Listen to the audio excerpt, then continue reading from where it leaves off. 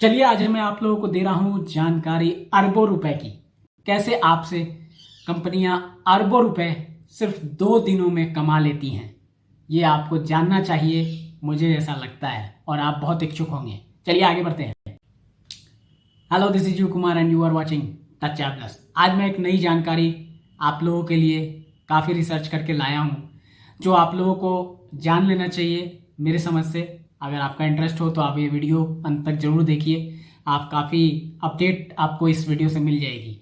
आप अपने फ़ोन को, अपने जो मोबाइल फ़ोन है, अपना जो सिम है, उसे हर महीने रिचार्ज करते हैं और उस रिचार्ज से कंपनियां आपसे अरबों कमा लेती हैं। सिर्फ आपके जो 2 दिन की वैलिडिटी आपसे छीन ली जाती है, ऐसे समझा जाए। आपको 2 दिन की वैलिडिटी नहीं दी जाती है महीने में, बस उनसे।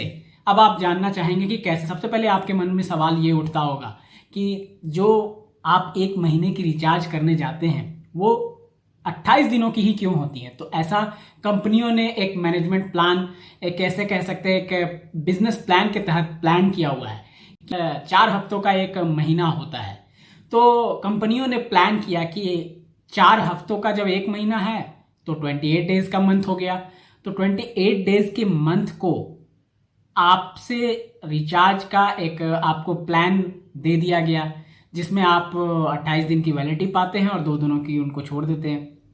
ऐसे अगर आप 28 डेज का मंथ हुआ तो आपका 4 × 12 मतलब 4 हफ्तों का एक महीना हुआ। और 4 हफ्तों को आप जब 12 महीने का साल होता है उससे इंटू करेंगे तो 336 डेज ऑलमोस्ट आपका कैलकुलेशन में आएगा साल का।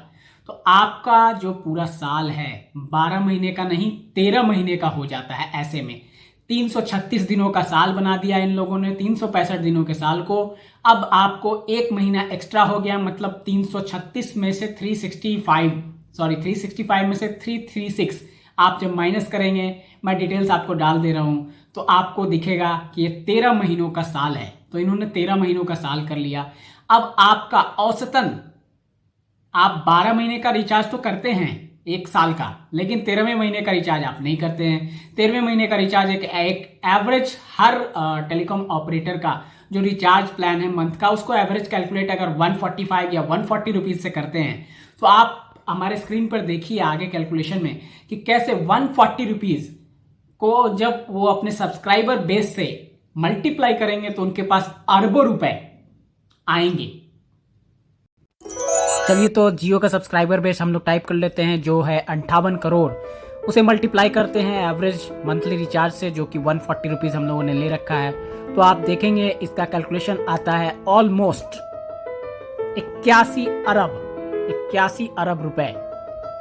That is.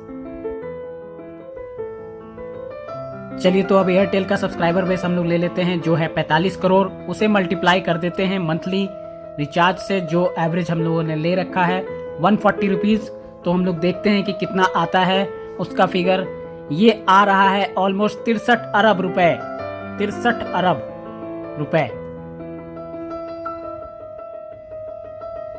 चलिए, तो हम लोग अब VI का, वोडाफोन आइडिया का सब्सक्राइबर बेस ले लेते हैं, जो है almost 25 crore. 25 crore subscriber base को मल्टीप्लाई कर देते हैं मंथली 28 डेज के वैलिडिटी वाउचर से, जिसका प्राइसेस हम लोगों ने 140 रुपीज ले रखा है। तो इसका कैलकुलेशन ओवरऑल आ रहा है 35 अरब रुपए। 35 अरब, जो अरबों का खेल है।